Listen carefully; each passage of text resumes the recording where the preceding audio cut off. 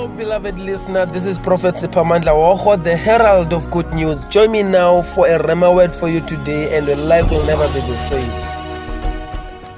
For God is not unjust to forget.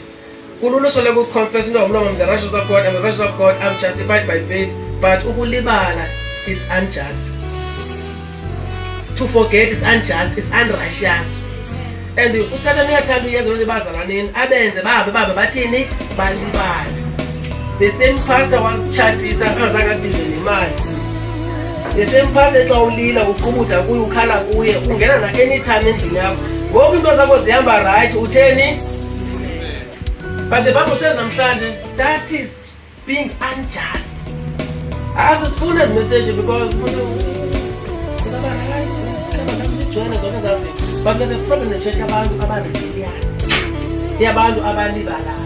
Silibala abazali bethu betheka bevuka for uba masifunde ngoku siyaphangela sidrayiva imoto ezonantsi silibele. Bese mama weqhubeka ukungayisebenzisa imali yakhe for uba wena mawuye esikolweni but ngoku ushavu namhlanje ulibele. That's being unjust.